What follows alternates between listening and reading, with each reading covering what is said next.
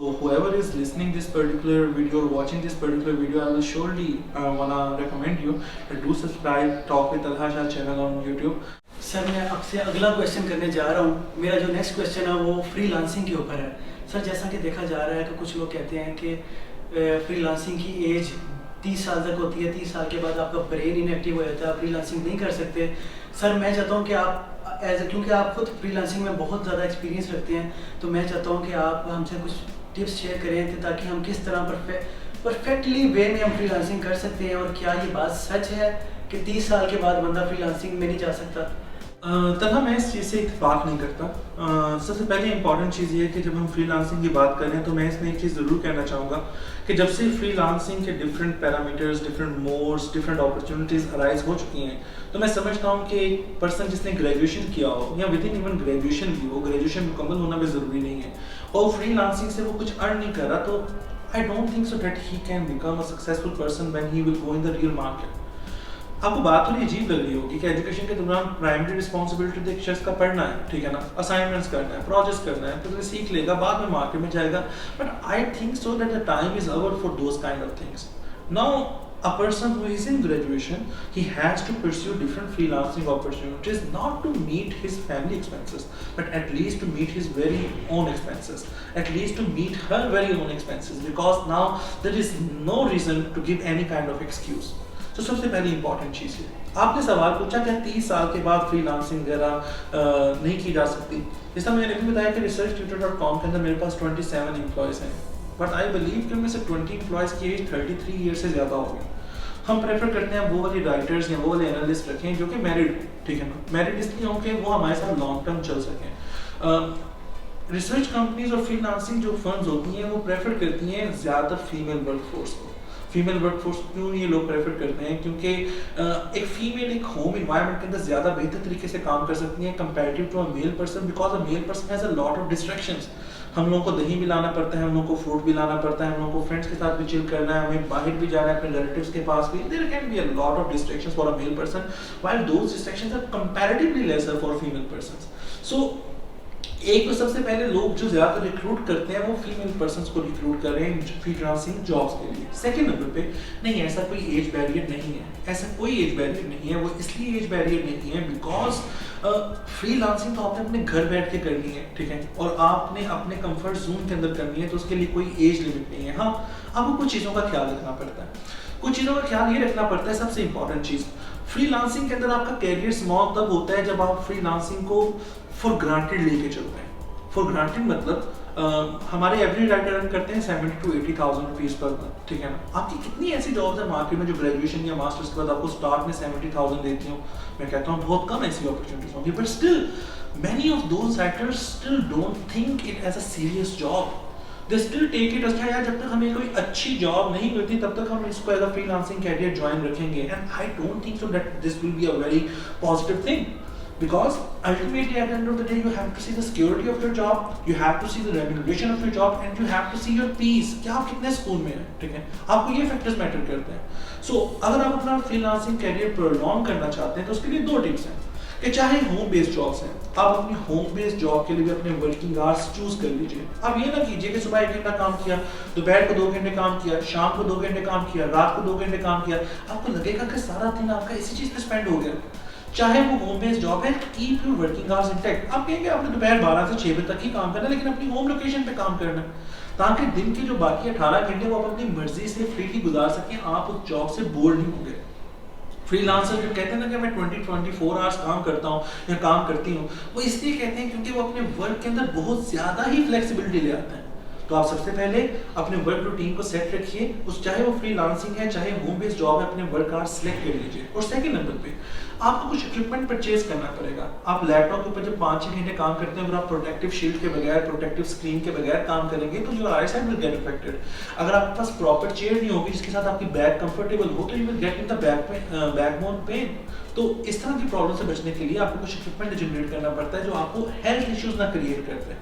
और अगर आप इन दो फैक्टर्स पे प्लान कर लेते हैं तो मेरा नहीं ख्याल कि age is any limit for freelancing.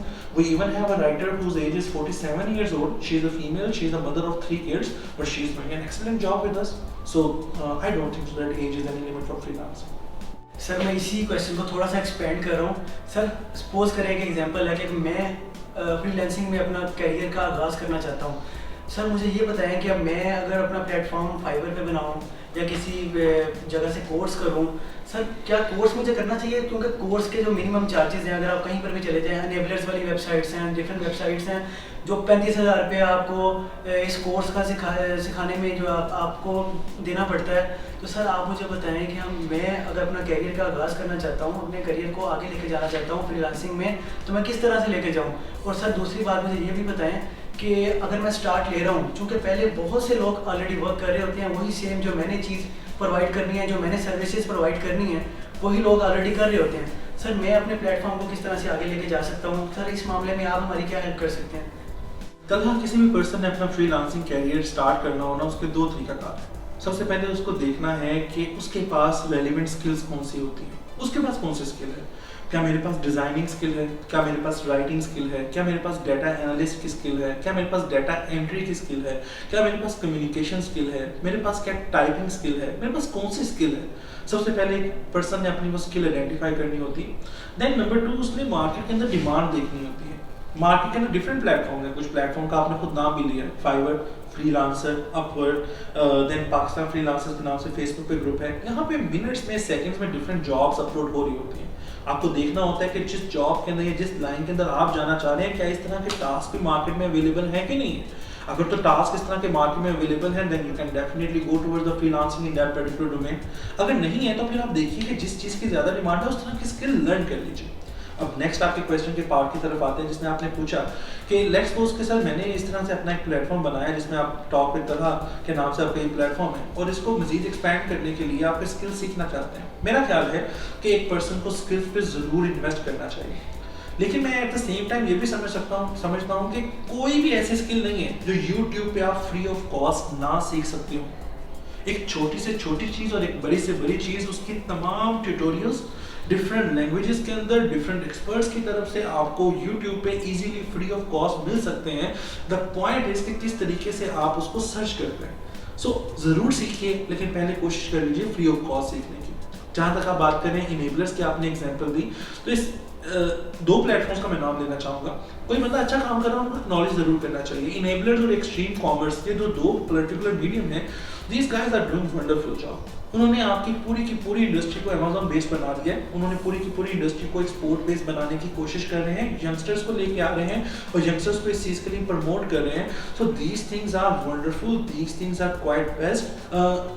हाँ, इवन इनके भी कुछ कोर्सेज है जो फ्री ऑफ कॉस्ट होते हैं। 3 लेवल ऑफ कोर्सेज होते हैं। एक वो कोर्स है जो बिल्कुल फ्री ऑफ कॉस्ट है, एक वो है जिसकी बड़ी मिनिमल सी कॉस्ट होती है, और एक वो कोर्स है जो फुल फ्लैश कॉस्ट के साथ होता है, क्योंकि उसके साथ में बेनिफिट्स भी अटैच्ड होते हैं। ज़रूर सीखिए, लेकिन पहले कोशिश ये कर लीजिए कि आप फ्री ऑफ कॉस्ट सीखने की कोशिश करें, आपको इन्वेस्ट उन स्किल्स के ऊपर ना करना पड़े। Even I my self believe कि मैं 1-2 साल के अंदर इस तरह का एक ट्रेनिंग इंस्टीट्यूट शुरू कर रहा हूँ, जिसके अंदर एटलीस्ट स्टूडेंट्स को बड़ी ही मिनिमल कॉस्ट के अंदर मल्टीपल स्किल्स सिखाई जा सकें, ताकि वो एक बिजनेस को ऑपरेट करने के लिए एक स्किल रिक्वायर्ड नहीं होती। आज आप गिरा का अगर बिजनेस स्टार्ट कर रहे हैं या आप वन डाउन अपैरल्स के नाम से बिजनेस चला रहे हैं, उसमें ना सिर्फ आपको मैन्युफैक्चरिंग स्किल्स चाहिए, आपको मार्केटिंग स्किल्स चाहिए, आपको HR स्किल्स चाहिए, आपको डिफरेंट एड्स बनाने के लिए सॉफ्टवेयर की स्किल्स चाहिए, जिसका अभी हम डिस्कस कर रहे थे। एक सॉफ्टवेयर स्पार्क पोस्ट के नाम से जिसपे आप एडवर्टाइजिंग मटेरियल बना सकते हैं वेरी इजीली। सो आपको डिफरेंट तरह की स्किल्स ये बिजनेस को ऑपरेट करने के लिए रिक्वायर होती हैं। तो आई माई सेल्फ इंटरेस्टेड कि हम इस तरह का एक ट्रेनिंग इंस्टीट्यूट शुरू करेंगे। आपका इस क्वेश्चन का थर्ड पार्ट जो बड़ा इंपॉर्टेंट था, वो आपने कहा कि जो मैं बिजनेस कर रहा हूँ वो ऑलरेडी बहुत से लोग उस तरह की फ्रीलांसिंग या उस तरह के बिजनेस में इंगेज हैं, ठीक है ना, तो मैं किस तरह से सक्सेसफुल होगा। I was reading at some place, और मैं समझता हूँ कि वो चीज़ बिल्कुल ठीक है कि एक बिजनेस के कामयाब होने के लिए सिर्फ और सिर्फ उस बिजनेस का न्यू आइडिया या क्रिएटिव आइडिया होना ज़रूरी नहीं है। आप किसी ओल्ड आइडिया की बेस पर भी सक्सेसफुल हो सकते हैं, but the foremost important thing which is required is brutal execution, कि आपने उसकी एग्जीक्यूशन अपने कंपैरेटर से ज़्यादा अच्छी करनी है, आपने उसकी परफॉर्मेंस अपने कंपैरेटर से ज़्यादा अच्छी करनी है। अगर आपकी एग्जीक्यूशन, आपकी परफॉर्मेंस, आपकी प्रैक्टिकलिटी सेम आइडिया के साथ अपने कंपैरेटर से बेहतर है, तो ज़रूर आप सक्सेसफुल हो सकते हैं। हाँ, ये ज़रूर कहना चाहूँगा कि जिस तरह एक हम टॉपिक पे लिखना स्टार्ट करते हैं, उसमें भी हम नोवेलिटी ढूंढते हैं, तो आप कोई एग्जिस्टिंग आइडिया ही मार्केट से पकड़ रहे हैं, तो उसमें भी नोवेलिटी ज़रूर ढूंढिए। जिस तरह अभी गिरा के आइडिया के अंदर हमने एक सिंपल टेलरिंग सॉल्यूशंस को ही इंट्रोड्यूस करवाया, लेकिन नोवेलिटी के साथ, असिस्टेंट बाइंग की फैसिलिटी के साथ। हमने उसमें होम पिकअप एंड डिलीवरी की फैसिलिटी इंट्रोड्यूस करवा दी, उसमें हमने एक सेल्फ मेड डिजाइनिंग की फैसिलिटी इंक्रीज करवा दी, उसमें हमने DIY की फैसिलिटी इंक्रीज करवा दी. We have taken an already existing mature idea, but we have created different kind of uniqueness in that particular idea, and we are going to float in the market ताकि हम अच्छी खासी market share generate कर सकें. So this is the solution कि किस तरीके से आप एक already existing business को brutal execute करके अपने competitors के ऊपर edge हासिल कर सकते हैं. उम्मीद करता हूँ कि वीडियो देख के आपको बहुत ज़्यादा फायदा हुआ होगा. तो thank you so much to all of you. Keep supporting me. Take care. अल्लाह हाफिज़.